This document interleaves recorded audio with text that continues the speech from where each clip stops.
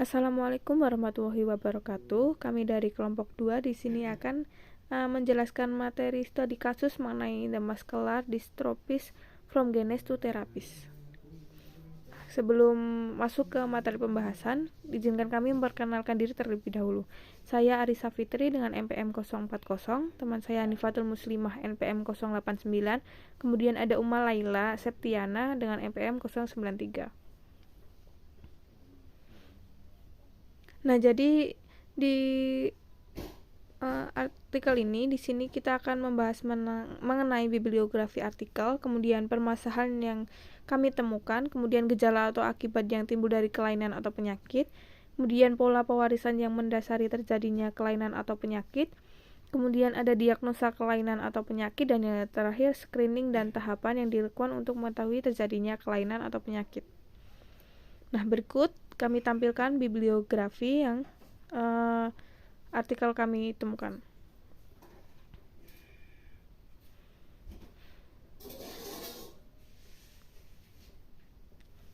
Kemudian kita masuk ke permasalahan yang dikemukakan. Jadi artikel ini tuh mengupakan mengenai distrofi otot Duchenne, yaitu kelainan genetik yang menyebabkan kelemahan dan penurunan fungsi otot secara progresif.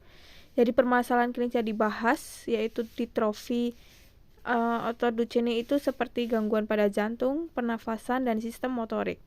Artikel ini juga membahas mengenai terapi yang tersedia dan pengembangan terapi baru yang sedang diuji coba untuk mengatasi masalah ini.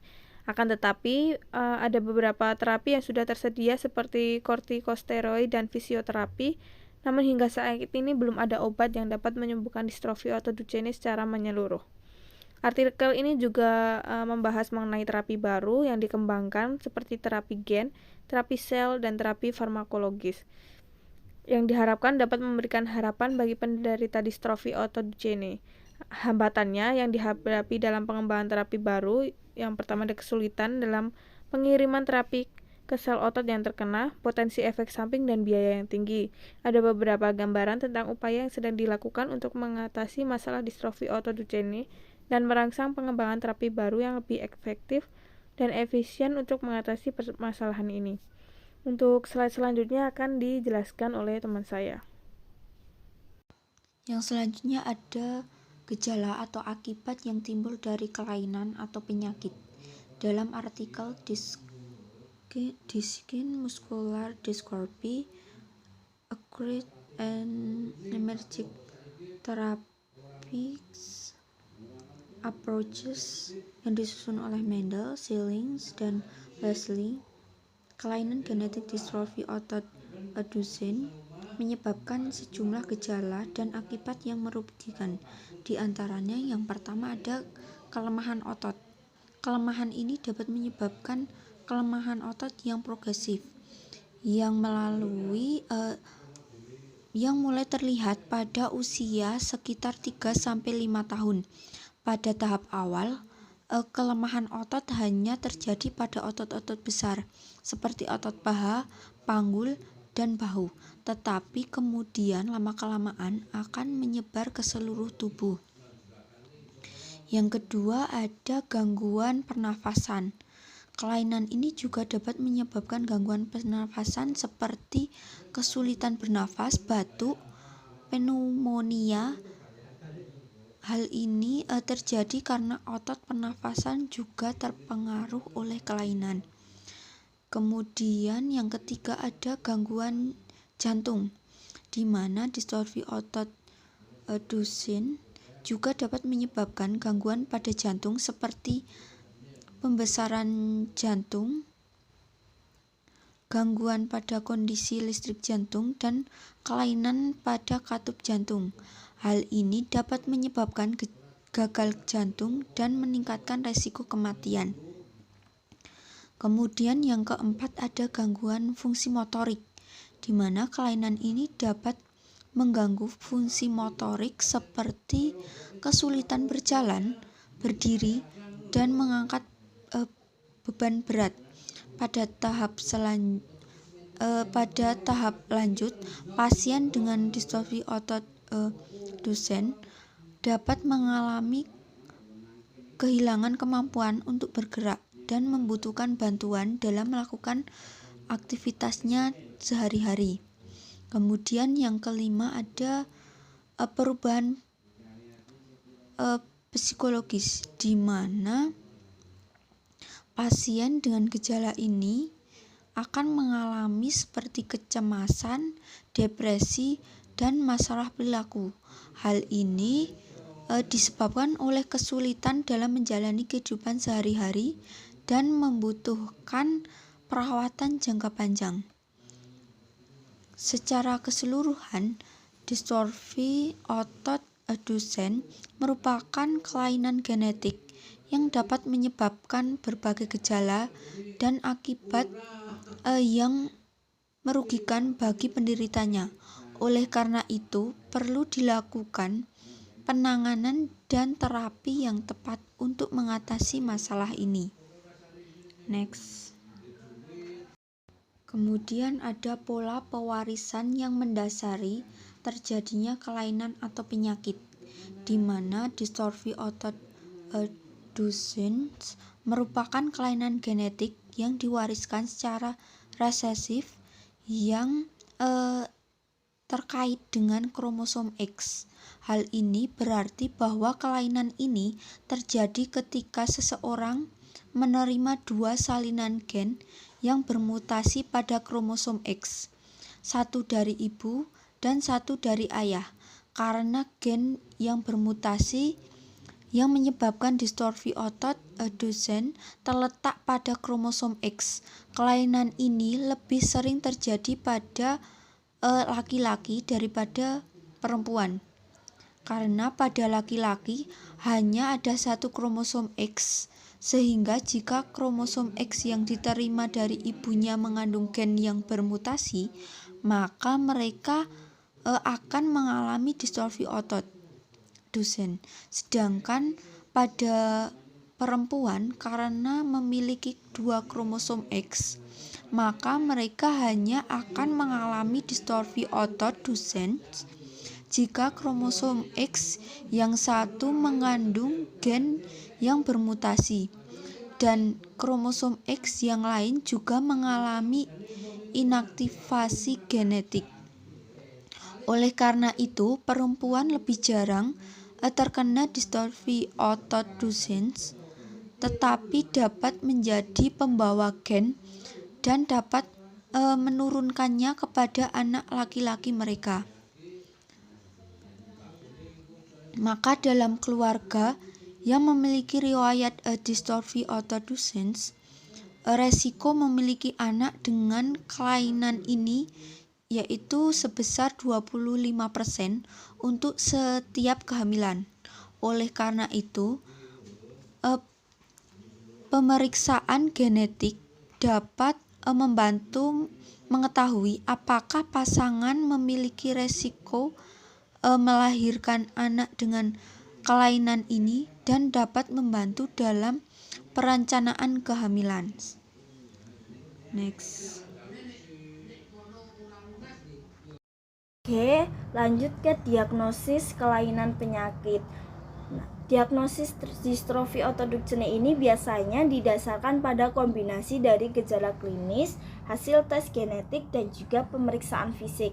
Nah, pada tahap awal, dokter akan memeriksa riwayat keluarga pasien dan melakukan pemeriksaan fisik untuk mengetahui adanya gejala dan tanda-tanda distrofi otot Duchenne. Gejala klinis yang umum terlihat pada distrofi otot Duchenne ini yang pertama ada kelemahan otot, keterlambatan dalam mencapai tonggak perkembangan motorik, serta penurunan fungsi motorik yang progresif. Selain itu, tes darah dapat dilakukan untuk memeriksa tingkat kreatin kinase. Apakah tingkat kreatin kinase ini tinggi atau tidak?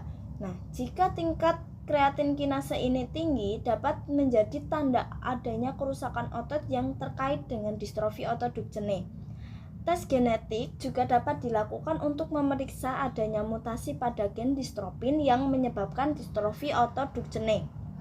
Setelah didiagnosis, distrofi otot Duchenne akan mendapatkan hasil bahwa pasien ini ada diagnosis otot duchenne, maka biasanya pasien akan dirujuk ke dokter spesialis untuk mendapatkan perawatan dan pengobatan yang lebih lanjut.